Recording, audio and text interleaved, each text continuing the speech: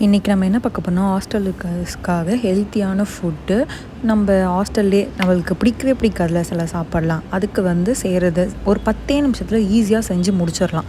அதேமாரி ஒரு ஃபுட்டை தான் பார்க்க போகிறோம்.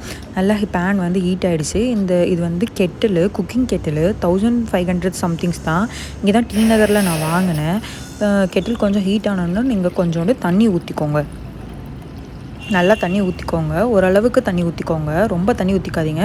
ஏன்னா நான் சோயாபீனை நம்ம ஜஸ்ட்டு வேக வச்சு எடுத்துக்க போகிறோம். ஸோ வேகிற அளவுக்கு தண்ணி இருந்தால் போதும். எனக்கு தேவையான சோயாபீன்ஸை நான் அதில் போட்டுட்டேன். நல்லாவே போட்டிருப்பேன்.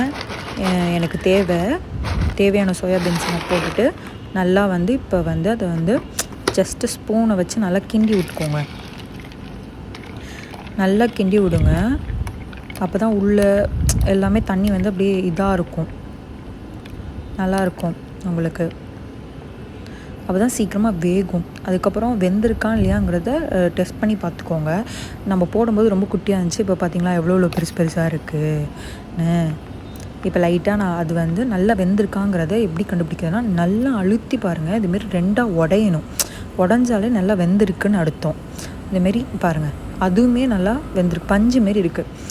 அப்போ தான் வெந்திருக்கு. இதுமாரி நுர மாரி வந்தாலும் பயப்படாதீங்க, ஒன்றும்லாம் ஆகாது. ஜஸ்ட்டு அந்த சோயாபீனில் இருக்கிற கண்டென்ட் தான் வெளில வந்திருக்கு, அவ்வளோதான். இதை தனியாக ஒரு பாத்திரத்தில் ஷிஃப்ட் பண்ணி வச்சுக்கோங்க.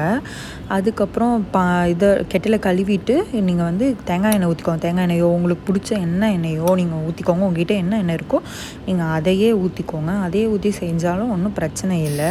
தேங்காய் எண்ணெய் ஊற்றி கொஞ்ச நேரம் கழித்து வெங்காயத்தை பொடிசாக கட் பண்ணி வச்சுக்கிட்டு அதை நீங்கள் போட்டுருங்க. நல்லா போட்டு நல்லா வதக்கிடுங்க. வதக்கிற இது வெங்காயம் கொஞ்சம் வதங்க மாட்டேங்குதுன்னா ஃபஸ்ட்டே இந்த வெங்காயத்தோடு சேர்த்து உப்பையும் போட்டுக்கிட்டிங்கன்னா சீக்கிரமாகவே வதங்கிடும் உங்களுக்கு. உப்பு போட்டுட்டு அதுக்கப்புறம் மிளகாத்தூளும் போட்டு ரெண்டுத்தையும் நல்லா கிண்டி விட்டுக்கோங்க.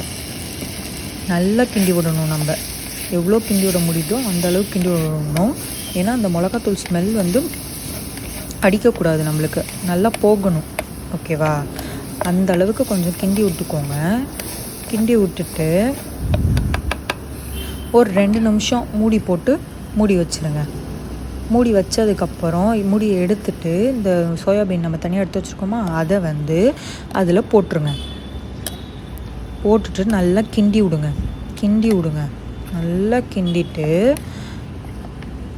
நல்லா கிண்டணும். கிண்டினதுக்கப்புறம் எப்படி இருக்கும், இது ஒரு 2 நிமிஷம் நீங்கள் மூடி வச்சுருங்க. இதை சும்மா இந்த சாத்தில் பெரட்டி போட்டும் நீங்கள் சாப்பிடலாம். இல்லை இதில் இன்னும் கொஞ்சோண்டு தண்ணி ஊற்றிட்டு நீங்கள் அப்படியே சாப்பிட்றதுனாலும் சாப்பிடலாம். இதுதான்